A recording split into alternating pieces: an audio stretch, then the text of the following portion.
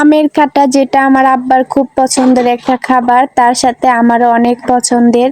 আম দিয়ে মাছ রান্না করি, সেটাকেই আমরা আমের কাটা বলি। তো আমের কাটা রান্না করার জন্য আমি এখানে 2টা আম নিয়ে নিলাম। এখানে বেশি আমের প্রয়োজন পড়ে না, বেশি আম দিলে টক হয়ে যায় তরকারিটা বেশি। তো এই তো 2টা আমে কিন্তু অনেকটা হয়ে গেছে। এখানে আমি ফালি করে নিয়েছি এরকম সাইজ করে। তো কিছুক্ষণ পানি দিয়ে আমি ভিজিয়ে রেখেছিলাম যেন কষটা বের হয়ে যায়। তো এই আমগুলো থেকে তেমন একটা কষ বের হয়নি, আমগুলো অনেক সুন্দর ছিল ভিতরে। তো খুব ভালো করে আমি ধুয়ে নিচ্ছিলাম। টক আমার খুবই পছন্দ, তো আমার আব্বার পছন্দ, আমার দাদার পছন্দ। আমার দাদার টক হলে তার কিছুই লাগে না। তো এদিকে আমি শিং মাছ নিয়ে নিলাম, শিং মাছ দিয়ে আজকে আমি কাটাটা রান্না করব। আম দিয়ে শিং মাছ কিন্তু ভালোই লাগে খেতে।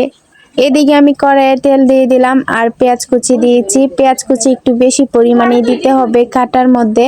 পেঁয়াজ এত গাঢ় করে ভাজার কোনো দরকার নেই। তো আমি এখানে হলুদ গুঁড়া অ্যাড করে দিয়েছি, মশলা অল্প পরিমাণে দিলেই চলে। আর আমি জিরা বাটা অ্যাড করে দিয়েছি আর মরিচের গুঁড়া দিয়ে দিব।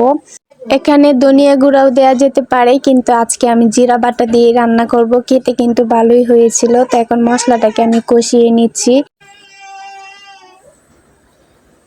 এখন স্বাদ মতো লবণ দিয়ে দিব আর মশলাটাকে কষিয়ে সেটার মধ্যে আগে আমি মাছটাকে কষিয়ে নিব।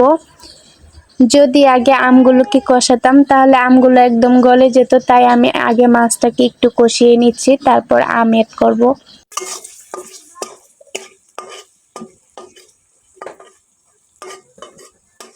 মাছটা কিছুক্ষণ কষানো হয়ে গেলে এখন আমগুলোকে আমি দিয়ে দিব। তো দেখেন 2টা আমের মধ্যে আমি আবার গায়েব করে দিয়েছি কয়েকটা টুকরো, মানে কাঁচাই খেয়ে ফেলেছি। এখন মাছ আর আমটাকে খুব ভালো করে কষিয়ে নেব, তারপর ঝোল দিয়ে দিব।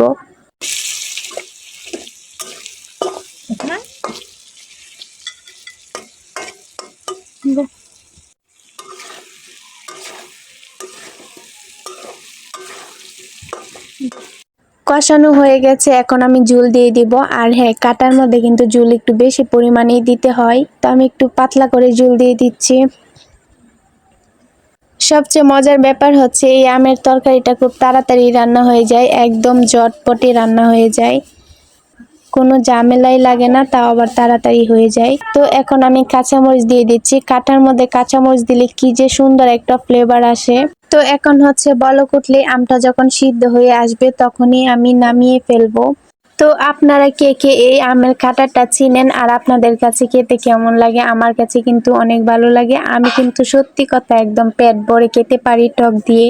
তো এই তো আমার রান্নাটা হয়ে গেছে। তো আজকে আমি আমার আব্বার মনটাকে জয় করে নিব এই টকের তরকারিটা খাইয়ে, কারণ আমার আব্বার